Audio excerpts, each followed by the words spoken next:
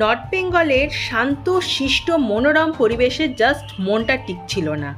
প্রচণ্ড বৃষ্টিতে ওয়েদার একদম ফাটাফাটি, কিন্তু ওই যে পায়ে চুলকানির দোষ আছে, এই জন্য চলে গেলাম কলকাতায় গরমে সিদ্ধ হতে। আর সিদ্ধ হতে হতেই চলে গেলাম কালীঘাটে। আরে ভাই, কালীঘাটে গিয়ে তো কালীঘাটকে চিনতেই পারছিলাম না, ছোটোখাটো দক্ষিণেশ্বরে পরিণত হয়েছে।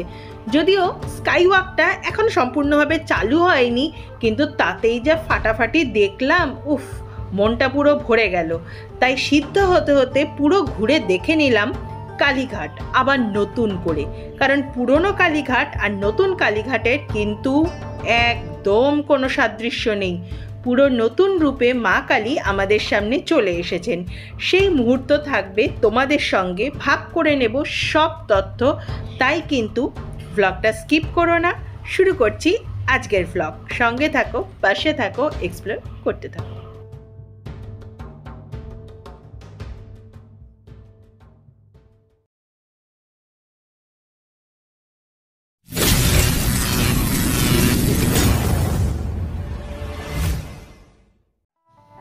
এক্সপ্লোর দ্য লাইফ ইটিএল এর নতুন একটি পর্বে তোমাদের সবাইকে স্বাগত জানাই।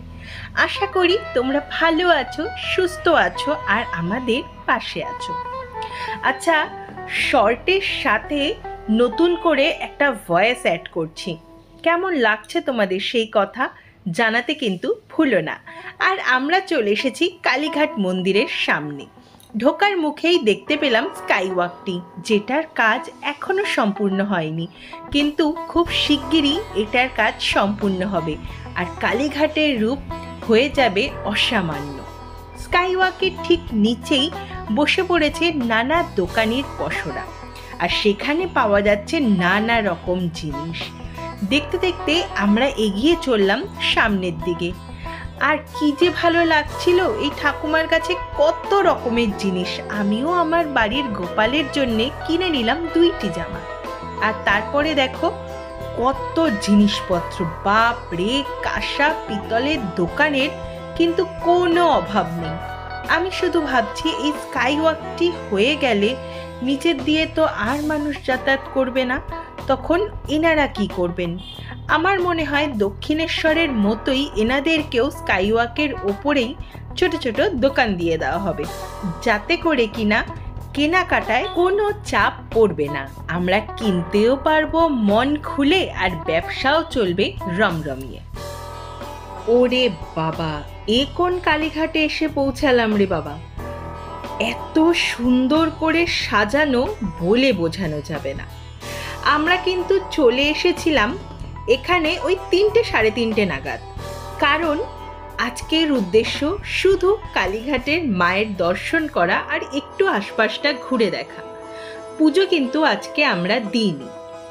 আমাদের পুজো দেওয়ার ভিডিও আগের একটি ভ্লগে আপলোড করা আছে, তোমরা যদি চাও সেই ভ্লগটিও কিন্তু দেখে নিতে পারো। সেখানে আমরা কিভাবে পুজো দিলাম, কিভাবে পান্ডার সাথে দেখা করলাম, আর সেই পুরনো কালীঘাটের দৃশ্যপট দেখে নিতে পারবে তোমরা। তোমাদের জন্য কিন্তু লিঙ্কটা দেওয়া রইল ডেসক্রিপশন বক্সে। এইবার চলো ঘুরে দেখে নিই আশপাশটা। প্রচণ্ড গরম ভাই, ঘুরতে ঘুরতে তো চোখ মুখ পুরো উল্টে যাচ্ছিল, কিন্তু কালীঘাটের রূপ আহা কি সুন্দর! এমন কালীঘাট কল্পনাও করতে পারি না। কিন্তু এইবারে কালীঘাটে এসে খুব অবাক হলাম, যারা পুজো দিতে আসছে না বা অনেক পান্ডারা জুতো পরেই কিন্তু ভেতরে ঢুকে আসছে। আরে এটা তো মায়ের মন্দির, পুজো নাই বা দাও, জুতো পরে কেন ঘুরবে? কিন্তু খুব আশ্চর্য হলাম, অনেক মানুষকেই দেখলাম জুতো পরেই ভিতরে চলে আসছে। এটা কিন্তু অবশ্যই বন্ধ হওয়া উচিত। মন্দিরের মাথায় যে ঘটগুলো দেখতে পাচ্ছ সেগুলো কিন্তু সম্পূর্ণভাবে খাঁটি সোনার। আর আশপাশ রেনোভেট করার পর কালীঘাটকে জাস্ট চেনা যাচ্ছে না। এক এক সময় মনে হচ্ছে চলে এসেছি কি আমি দক্ষিণেশ্বরে। এই পরিষ্কার পরিচ্ছন্ন কালীঘাটের রূপ দেখে আমরা অভিভূত আর অবশ্যই মুগ্ধ। এই কুণ্ড পুকুরটাকে দেখো কি সুন্দর করে ঘিরে দেওয়া হয়েছে।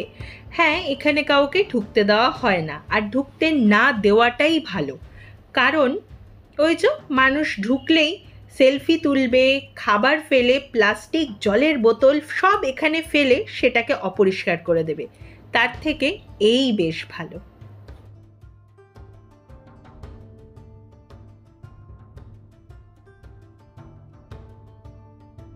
একটা জিনিস দেখে বেশ ভালো লাগলো। দেখো, ওনারা হয়তো কোনো মানত করেছিলেন পাঠা বলি দেবেন, তাই পাঠাটিকে উৎসর্গ করে দিলেন, বলি কিন্তু দিলেন না। এটা দেখে আমার বেশ ভালো লাগলো। এই নিয়মটা আমি সত্যি মন থেকে পছন্দ করি। আর আশপাশে দেখো নানা রকমের ফুল মিষ্টির দোকান, তার সাথে নানা রকম জিনিসপত্রের পসরা তো লেগেই রয়েছে। সত্যি এই কালীঘাট আর আগের কালীঘাট দুটো দৃশ্যপট কিন্তু সম্পূর্ণভাবে আলাদা। আমরা এখন চলে এসেছি আদিগঙ্গার সামনে। আর আদিগঙ্গা সেটিও কিন্তু রেনোভেট করা হচ্ছে। কথিত আছে বেহুলা লক্ষিন্দরকে নিয়ে এখান থেকেই ভেলায় করে ভেসে গিয়েছিলেন নিজের স্বামীর প্রাণ বাঁচাতে। আর আমরা সেই সুন্দর জায়গাটাকে করে তুলেছিলাম আবর্জনাময়। হ্যাঁ, তোমরা দেখতে পাবে আমাদের আগের ভ্লগে যে আমরা এখানে দাঁড়াতে পাচ্ছি না, কি গন্ধ, কি পচা দুর্গন্ধ। সেই জায়গাটিকেই কিন্তু সুন্দর করে রেনোভেট করা হচ্ছে। কিন্তু এই যে মানুষ দেখো, বাচ্চাগুলোর কাণ্ড, এটাকে স্লিপ বানিয়ে দিয়েছে। এদের দিকে কেন যে প্রশাসন নজর দেয় না সেটাই বুঝি না। আর দেখো, এ লাফ মারার জন্য অনেকক্ষণ ধরে বসেছিল, শুধু আমরা ক্যামেরা করছি বলে বেশ কিছুক্ষণ ওয়েট করে তারপরে ঝাপটা দিয়েই দিল। এদের জন্যই কিন্তু আশপাশটা এত এত নোংরা হয়ে যায়। আর দেখো মায়েরা বসে আছে, তারাই তো বলবে যে এটা স্লিপ নয়, এটা খেলার জায়গা নয়, কিন্তু তাদেরও কোনো হুঁশ নেই।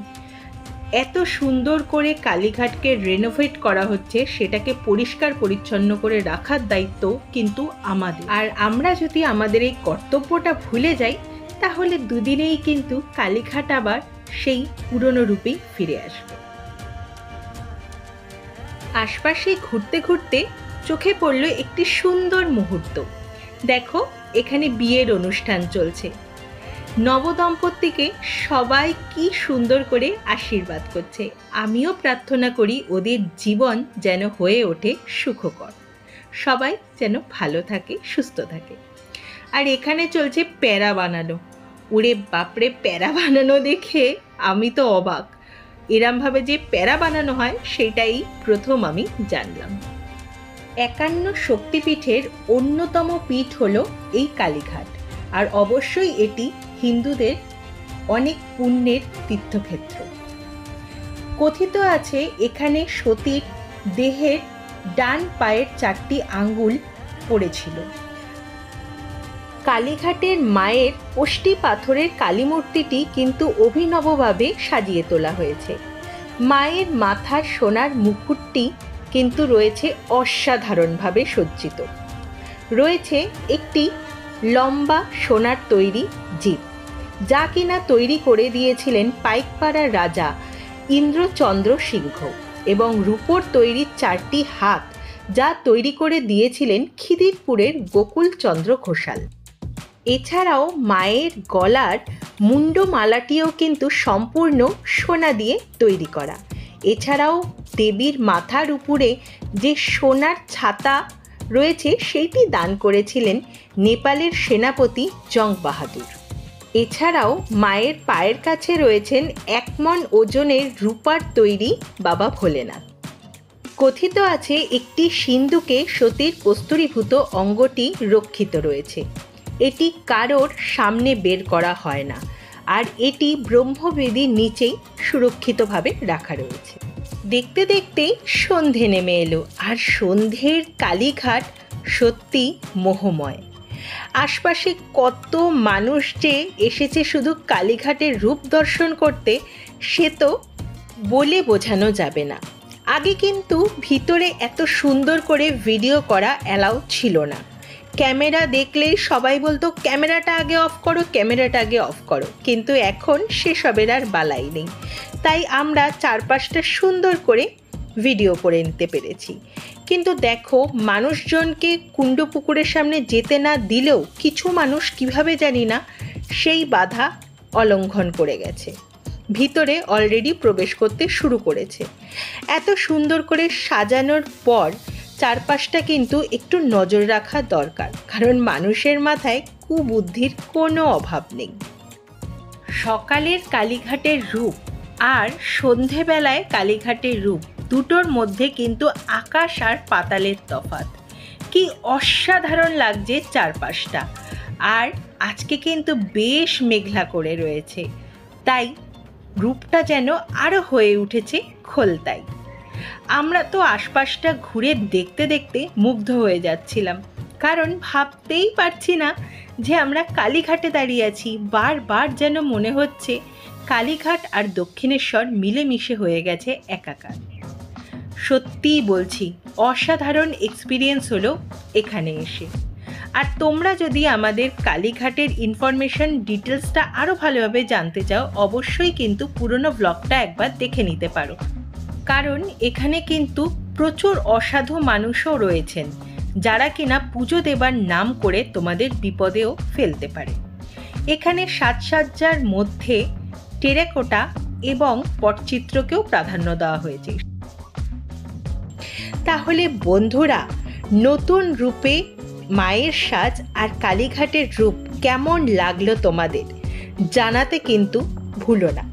ভালো লাগলে লাইক, কমেন্ট, শেয়ার করো, সাবস্ক্রাইব করো আমাদের চ্যানেল এক্সপ্লোর দ্য লাইফ ইটিএলকে। আমি তোমাদের বন্ধু রিয়া, সঙ্গে আছে বন্ধু সঞ্জীব।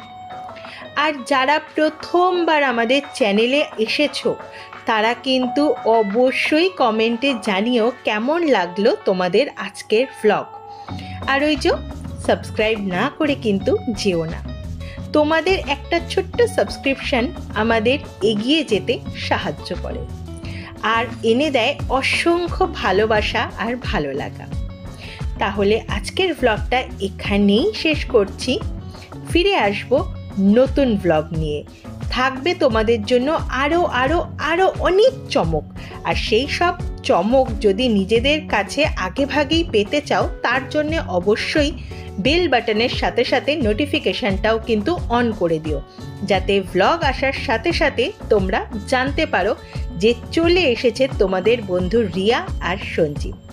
তাহলে আজ আসি, দেখা হচ্ছে পরবর্তী ভ্লগে। সঙ্গে থাকো, পাশে থাকো, এক্সপ্লোর করতে থাকো। এই মেঘলা দিনে একলা ঘরে থাকে না তো মন, কাছে যাব কবে পাবো ওগো তোমার নিমন্ত্রণ।